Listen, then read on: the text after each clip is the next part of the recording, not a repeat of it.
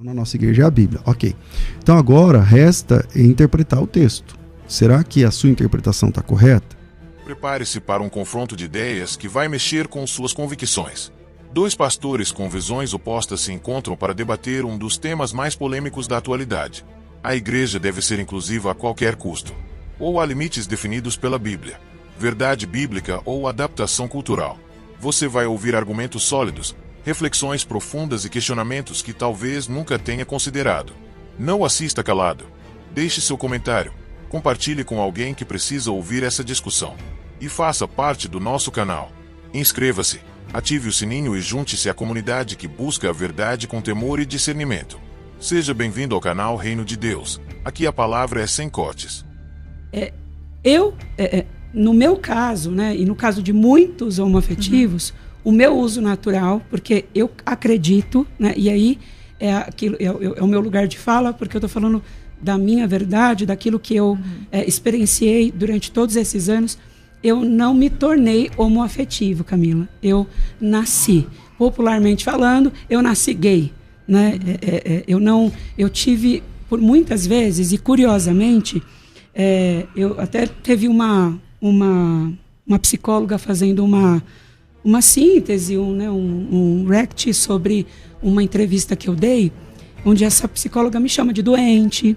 Ela fala que eu sou uma aberração, que eu estou indo contra, né, os princípios de Deus. E, respeitosamente, eu me dei ao direito de nem respondê-la. Porque não se trata, na minha visão, Camila, de uma escolha. Né? É muito difícil ser homoafetivo. Por muitas vezes, eu me assumi com 21 anos. Então, desde que eu me converti até os meus 21 anos, eu lutei contra isso. Eu fiz inúmeras sessões de cura interior. Eu passei por situações, eu fui abusado sexualmente na igreja por uma pessoa que estava lá no altar pregando. Então, hoje, quando eu olho para a minha história, eu olho para mim, eu sempre me entendi homoafetivo e por muito tempo eu reneguei isso. Então, neste contexto, a gente entende que o nosso uso natural é ir numa outra vertente, no meu caso, me relacionar com uma mulher. Então, e em nenhum momento também, eu ou qualquer outro homoafetivo que hoje se entende como cristão e que acredita nisso, tenha o sentimento de que nós somos culpados, condenados.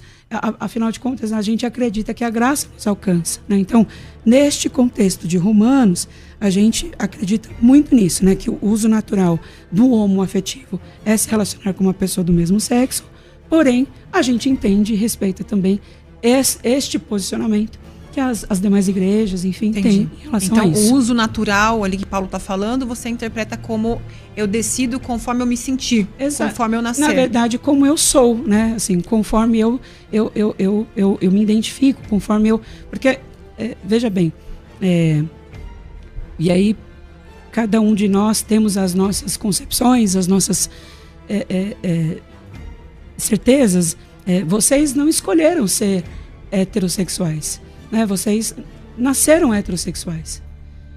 Quem em sã consciência iria escolher ser homoafetivo para enfrentar a quantidade de crueldade que a gente enfrenta? E eu não estou me colocando aqui, Camila e Pastor César, num lugar de vítima, sabe? Eu estou aqui me colocando num lugar que, poxa, é muito difícil. É muito difícil você ser excluído, é muito difícil você se sentir rejeitado. Então, não é tão simples assim, não é, olha, eu escolhi esse blazer verde porque hoje eu quero usar verde, amanhã eu vou usar um cardigan, diga-se de passagem, muito elegante, Pastor César, vermelho, para que eu possa utilizar amanhã. A minha sexualidade não foi escolhida assim, eu nasci assim. Sim, tem muita dor envolvida. Pastor César, você acha que existe uma reinterpretação das Escrituras com base numa experiência própria? Bom, vamos lá. O Felipe falou uma coisa muito legal, que ele disse assim, nós cremos na Bíblia, não usamos outro material. Na nossa igreja é a Bíblia. Então, se temos a Bíblia, então temos a Bíblia como palavra de Deus. O que vai regir agora, a diferença agora é na questão da interpretação. Será que a sua interpretação é uma interpretação correta? Eu não vou questionar a honestidade, nem sua nem de ninguém, sobre a interpretação, né? Pode ser que você esteja com muita honestidade interpretando esse texto, mas se ele estiver errado, a honestidade não garante a certeza, né? Uma pessoa honesta pode estar equivocada, né? Ao ler o texto, não somente esse texto, né, de Romanos, você diz assim, então, o que é natural aí? Deixou o uso natural. O natural para mim eu nasci gay. Ocorre, pastor Felipe, que todos nós nascemos pecadores. Todos nós nascemos pecadores com tendências horríveis. Não somente na área da sexualidade. Sim, concordo. Mas em vários tipos de áreas aí que, se você concorda, eu vou até economizar tempo. Então, todos nós nascemos pecadores. Embora a causa gay, não a causa gay evangélica que tem hoje no Brasil, mas o movimento gay que lançou a época da campanha do orgulho gay e tal, que não tinha evangélico naquela época, eles lutam até hoje para provar isso que você está falando. Tipo assim, que uma pessoa nasce, que existe um gene gay, que a pessoa nasce homossexual. Nunca conseguiram, geneticamente falando. Então, do ponto de vista da ciência, isso não é um fato. Isso que você está falando não é um fato, é a sua percepção. Eu respeito sua percepção, mas não concordo com ela, embora eu devo aqui respeitar. Porém, mesmo que fosse um fato geneticamente provado, ou seja, eu nasci gay, tá bom, todos nós nascemos pecadores. E isso não nos dá o direito de manter todo o nosso combo de pecados dos quais nós nascemos com aquela predisposição. Seja ela para que for. Nós temos a Bíblia, você disse assim, a Bíblia é a regra. Então, na nossa igreja é a Bíblia. Ok. Então, agora resta interpretar o texto. Será que a sua interpretação está correta? Então, vamos lá. O texto diz assim, a gente estava trabalhando em Romanos capítulo 1, né? Vamos lá. O versículo 24 diz assim, por isso Deus entregou tais homens à imundícia. Então, ele chama isso de imundícia. Pelas concupiscências do seu próprio coração, para desonrarem seu próprio corpo entre si. Pois eles mudaram a verdade de Deus em mentira, adorando e servindo a criatura em lugar do Criador. Isso significa, eu sou a criatura, Deus é o Criador. Eu prefiro me agradar do que agradar Deus. Eu prefiro os meus desejos do que os de Deus, preferindo servir a criatura do que o Criador, o qual é bendito, no caso o Criador. Versículo 26. Por causa disso, Deus os entregou às paixões infames. Ele chama isso de paixões infames.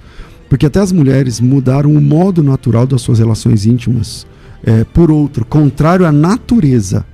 Ou seja, a forma tradicional, que é a forma heterossexual, é uma forma que a Bíblia chama de natural.